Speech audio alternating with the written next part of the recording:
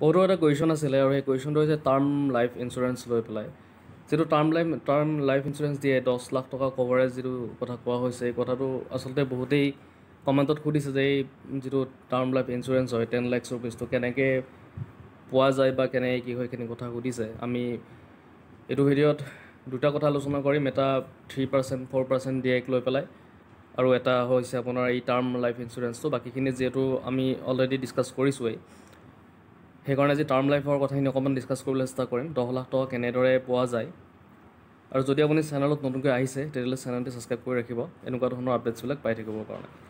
Term life ইঞ্চুৰেঞ্চটো হৈছে আপোনাৰ যিটো আপুনি যেতিয়ালৈকে ৰিটায়াৰ্ড নহয়, ছাপ'জ কোনোবা এজন এমপ্লয়ী, তেওঁ অসম চৰকাৰৰ ৰেগুলাৰ এমপ্লয়ী হয়, তাৰপিছত তেওঁ যদি কিবা কাৰণত ডেথ হয়, তেওঁ নেচাৰেল ডেথ বা কিবা ইলনেছ কাৰণত যদি তেওঁৰ ডেথ হয়, তেতিয়াহ'লে তেওঁক 10 লাখ এটা দিয়া হ'ব, মানে তেওঁৰ পৰিয়ালবৰ্গক দিয়া হ'ব। এইটো কথাই এইটো কৈছে।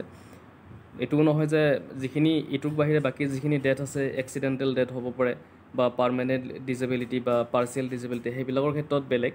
কিন্তু টাৰ্ম লাইফ ইঞ্চুৰেঞ্চ হৈছে আপোনাৰ যদি নেচাৰেল ডেথ বা যদি কিবা ইলনেছত যদি ডেথ হয়, তেতিয়াহ'লে আপোনাৰ 10 লাখ ৰুপিজ এটা দিব, চৰকাৰে আপোনাৰ পৰিয়ালক দিব। এইটো কথা অৰ্থটো আচলতে এইটোৱে। আৰু যিখিনি বাকীবিলাক আছে ইয়াতে পাৰ্মানেণ্ট ডিজেবিলিটিজ আছে, আপোনাৰ পাৰ্মানেণ্ট পাৰ্চিয়েল ডিজেবিলিটি আছে আৰু এয়াৰ এক্সিডেণ্টেল ইঞ্চুৰেঞ্চ আছে। এইবিলাকৰ ৰেটটো অকণমান পইচাটো বেলেগ বেলেগ হয়। এয়াৰ এক্সিডেণ্টত 20 লাখ অৰ্থাৎ 2 কোটি টকা। ঠিক তেনেকৈ পাৰ্মানেণ্ট ডিজেবিলিটি আহিলে তেতিয়াহ'লে 100 লাখ অৰ্থাৎ 1 crore ৰুপিজ। আৰু পাৰ্মানেণ্ট পাৰ্চিয়েল ডিজেবিলিটি আহে তেতিয়াহ'লে 80 লাখ দিয়া হ'ব। এনেকৈ ধৰণৰ যিখিনি বস্তু ইয়াতে কৈছে। কিন্তু টাৰ্ম লাইফ ইঞ্চুৰেঞ্চৰ কথা যিটো কথা কুৱেৰিজ আছিলে বা যিটো কুৱেশ্যন কৰিছিলে, সেইটো কুৱেশ্যনৰ আনচাৰটো চাগে পাইছে। এতিয়াও আমি 3% বা 4% ডিএক লৈ পেলাই কিখিনি দিয়ে হ'ব পাৰে। এইবাৰ যিহেতু লাষ্ট এটা হেৰি আছে, আপোনাৰ মান্থ এটা আছে, সেই মান্থত কিমানখিনি ডিএৰ ইনক্ৰিজ হ'ব পাৰে আমি অকণমান চাবলৈ চেষ্টা কৰিম।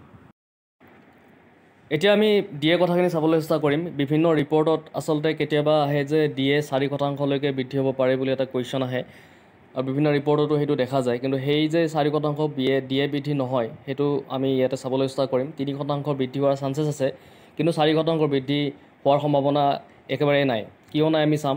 আপোনালোকে জানে যিহেতু জানুৱাৰীৰ পৰা জুনলৈকে আৰু যিহেতু জুলাইৰ পৰা ডিচেম্বৰলৈকে তেনেকৈ 6 মাহ ভাগ কৰি কেনে ডিএটো ভগোৱা হয়। এতিয়া জানুৱাৰীৰ পৰা যদি আমি চাওঁ তেতিয়াহ'লে ডিচেম্বৰত আছিলে 55.99 আছিলে, এতিয়া 55.99ৰ পৰা আকৌ জানুৱাৰী, ফেব্ৰুৱাৰী, মাৰ্চ, এপ্ৰিল, মে', জুন এনেকৈ আহিলে আমি যদি চাওঁ ডিএ কেলকুলেশ্যনত, তেতিয়াহ'লে আমি দেখা পাইছোঁ আপোনাৰ মে' মাহলৈকে 57.85 হৈছে, কাৰণ এতিয়ালৈকে 58 হোৱাই নাই। 58 হ'ব লাগিলে জুন মাহত অতি কমেও হ'ব লাগিব 144 মান থাকিব লাগিব, তেতিয়াহ'লেহে আপোনাৰ 58 হ'ব। এতিয়া কথা হৈছে যিটো কিছুমান ৰিপৰ্টত যে কয় যে মানে 4% বৃদ্ধি হ'ব বুলি, সেইটো কিয় হ'ব নোৱাৰে, কাৰণ 4% বৃদ্ধি হ'ব লাগিলে ইয়াত আপোনাৰ ডিএটো 58 নহয় 59 হ'ব লাগিব।